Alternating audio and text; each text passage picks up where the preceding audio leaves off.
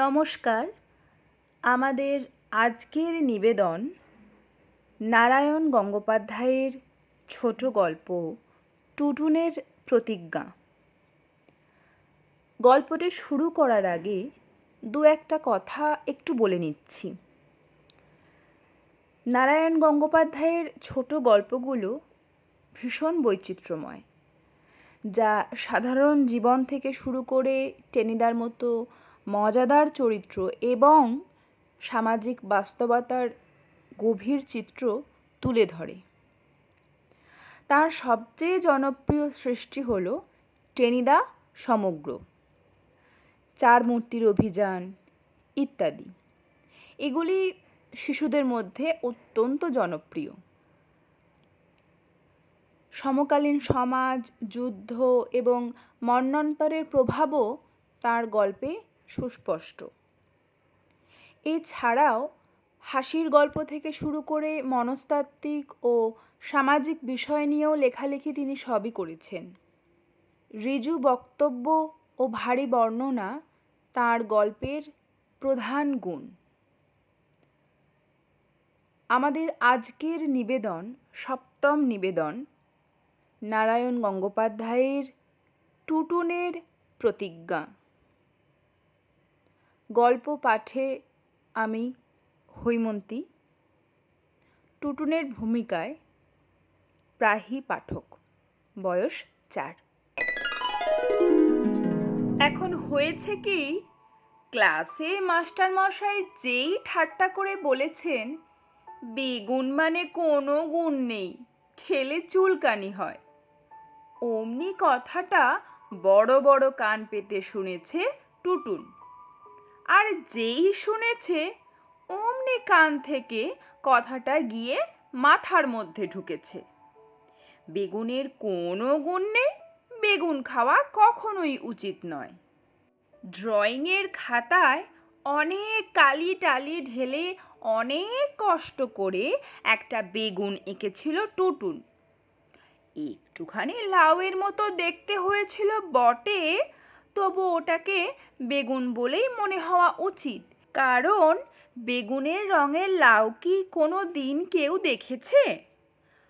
আজ স্কুল থেকে ফিরে ড্রয়িংয়ের খাতাটা খুলেই যেন টুটুনের সারা গায়ের মধ্যে চিড়বিড় করতে লাগলো। তখনই টুটুন ছবিটাকে কুচি কুচি করে ছিঁড়ে ফেলল। পরের দিনটা ছিল রবিবার, আর সেদিনই খেতে বসেই একটা ভীষণ গন্ডগোল বেঁধে গেল। বাড়িতে একটা মস্ত ইলিশ মাছ এসেছে, আর টুটুন তো ইলিশ মাছ খেতে ভীষণ ভালোবাসে। অবশ্যই গাদার মাছে খুবই কাঁটা, তা সে খেতে পারে না। মা তাকে পেটি মাছই দেন। রবিবারে মাই রান্না করেন, ঠাকুর শুধু সেদিন যোগান দেয়। আজও মা ইলিশ মাছের ঝোলটা নিজের হাতে যত্ন করে রেঁধেছেন, আর একটা বড় পেটি দিয়েছেন টুটুনকে খেতে। কিন্তু সেই পেটির সঙ্গে কি সর্বনাশ, 2 টুকরো বেগুন! টুটুন অমনি লাফিয়ে উঠে বলল, আমি বেগুন খাবো না। মা বললেন, কচি বেগুন খা, ভালো লাগবে। টুটুন মাথা নেড়ে বললে, না, খাবো না, বেগুন খেলে চুলকানি হয়। মা হেসে বললে, তোকে ডাক্তারি করতে হবে না, তুই খা। না। মা তখনও হাসছিলেন, বললেন, তোকে তো আর 1 সের বেগুন পুড়িয়ে খেতে বলছে না কেউ, খেয়ে নে টুটুন, গোলমাল করিসনি। না না। মার হাসি বন্ধ হয়ে গেল। খাবি না? না। মা এমনিতে ছোটোখাটো আর হাসি হাসি হলে কি হয়, কলেজে প্রফেসরি করেন কি না, আসলে মেজাজটা খুব কড়া। তখনই সেই সমস্ত মাছের পেটে শুদ্ধ বাটিটাকে সরিয়ে নিলেন, বললেন, তবে খেও না, কিন্তু বেগুন না খেলে মাছ পাবে না, এও তোমাকে বলে দিচ্ছি। টুটুনের দুঃখে কান্না আসছিল, কিন্তু তখন মনে পড়ল তার 11 বছর বয়স হলো, সে পুরুষ মানুষ, এখন তার জেদ হওয়া উচিত। বেশ, মাছ আমি খাবই না। চোখের জল চেপে ডাল তরকারি ভাজা দিয়ে খেয়েই উঠে গেল সে। তারপর সারা দিন মন খারাপ, ভীষণ মন খারাপ। মাও এমন যে তাকে একবার সাধলেন না পর্যন্ত। ঠিক আছে, বেগুন সে আর খাবেই না সারা জীবন। সেদিন বিকেলে টুটুন তাই ফর্সা জামা পরল না, ভালো করে চুল আঁচড়ালো না। যে দুধ রুটি তার বরাদ্দ, তার অর্ধেকটাই বাড়ির লোভী হুলো বেড়াল কার্তিককে খাইয়ে দিল। কার্তিক মাসে জন্মেছিল কি না, তাই ওই নামটা। তারপরেই সুরত করে চলে গেল তার বন্ধু অতনুদের বাড়িতে। অতনুর মা ওকে দেখে ভীষণ খুশি হলেন। বললেন, আয় আয়, তোর কথা ভাবছিলুম। তুই যখন বাড়ি যাবি তখন একটা জিনিস সঙ্গে দেব তোর মাকে দিস। এখন অতনুদের দেশ হলো জয়নগরে। সেখানে খুব ভালো মোয়া তৈরি হয়, আর প্রায় এক আধ হাঁড়ি দেশ থেকে আনা মোয়া টুটুনদের বাড়ি যায়। টুটুন তখন অতনুর সঙ্গে ক্যারাম খেলছিল। শুনেই তার টিপ ফসকে স্ট্রাইকারটা গর্তে গিয়ে পড়ল। টুটুন বললে, কি দেবে মাসিমা?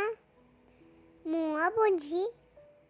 অতনুর মা হেসে বললেন, না, মোয়া নয়, আজ দেশ থেকে খুব বড় বড় বেগুন এসেছে, তাই গোটা চারেক দিয়ে দেব সঙ্গে। বেগুন? শুনেই টুটুনের মেজাজ খারাপ হয়ে গেল। এখানেও সেই সর্বনেশে বেগুন! অতনুর মা পাটিসাপটা পিঠে ভাজছিলেন, কিন্তু টুটুনের মনে হলো পাটিসাপটার চাইতে খারাপ জিনিস আর কিছুই নেই। তক্ষুনি টুটুন উঠে পড়ল। অতনু খেলায় জিতছিল কি না, তাই টুটুনকে টেনে ধরল। এই, কোথায় যাচ্ছিস? একটা ভুল হয়ে গেছে ভাই, এক্ষুনি আসছি। বলেই দৌড়। এমন দৌড় যে রাস্তার একটা রিক্সাওয়ালা তাকে ভীষণ বকলো। এই খোকা বাবু, ऐसे दौड़ो मत, रास्ते में कितना गाड़ी है? কিন্তু টুটুন কোনো কথা শুনল না। ছুটতে ছুটতে ছুটতে শেষে ঋষিকেশ পার্ক পেরিয়ে একেবারে বিদ্যাসাগর স্ট্রিটে ছোট পিসিমার বাড়িতে। অবশ্যই ছোট পিসিমার বাড়িতে টুটুনের যেতে বারণ নেই। মোটে একটা বড় রাস্তা পেরোতে হয় কি না, আর 5 মিনিটের মধ্যে সেখান থেকে ফিরে আসাও চলে। পিসেমশাই সেদিন কোথায় যেন মাছ ধরতে গেছেন, ফিরতে রাত হবে। তাই ছোট পিসিমা একা একা তার 1.5 বছরের ছেলে মানে টুটুনের পিস্তুত ভাই কিংকংকে নিয়ে বসেছিলেন আর উল বুনছিলেন। অবশ্যই কিংকং নাম বলে যে সে আসলে দেখতে খারাপ তা নয়, তার ভালো নাম দীপঙ্কর, বেশ মিষ্টি আর গোলগাল চেহারা। কিংকং একটা কাঠের বাঘ নিয়ে তার মুন্ডুটা চিবোচ্ছিল, আর তার মুখ থেকে লাল পড়ছিল। একটু আগেই কেঁদেছিল নিশ্চয়, তাই কাজল টাজল গোলে গালে টালে লেগে গিয়েছিল। ছোট পিসিমা একটা বেতের মোড়ায় চটি পায়ে দিয়ে বসে উল বুনছিলেন।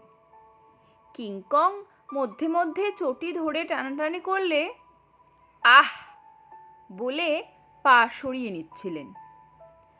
ছোট পিসিমা বললেন, আয় টুটুন আয়, বৌদি ভালো আছে, ছোটদা ভালো আছে। বৌদি টুটুনের মা আর ছোটদা তার বাবা। টুটুন জানালো, সবাই ভালো আছে, এমনকি কার্তিক পর্যন্ত ভীষণ ভালো আছে। তারপর টুটুন অনেকক্ষণ পর্যন্ত খেলা দিল। কিংকংকে হালুম হালুম করে বাঘের ডাক ডেকে তাকে ভয় দেখাতে চাইল, কিন্তু কিংকর কি আর ওতে ভয় পায়? সাদা সাদা ছোট ছোট দাঁতে তার কি খিলখিল হাসি। তারপরে যখন ছোট পিসিমার ঝি মণিমালা এসে কিঙ্করকে জোর করে দুধ খাওয়াতে নিয়ে গেল, তখন ছোট পিসিমা উল রেখে উঠলেন, বললেন, খিদে পেয়েছে টুটুন। খিদে নিশ্চয় পেয়েছে, এমনিই তো দুপুরে ভালো করে সে খায়নি। বিকেলে রুটি দুধ তো সবটাই গেছে কার্তিকের পেটে। তবু টুটুন বললে, না, খিদে পাইনি। ছোট পিসিমা বললেন, আচ্ছা বস, আমি আসছি। তিনি রান্নাঘরে উঠে গেলেন, স্টোভ জ্বাললেন, কি যেন ভাজতে লাগলেন। টুটুনের খিদেটা ক্রমেই বাড়তে লাগলো। একবার ইচ্ছে হলো তিনি কি ভাজছেন দেখে আসে, কিন্তু টুটুন জানে পুরুষ মানুষের রান্নাঘরে যেতে নেই।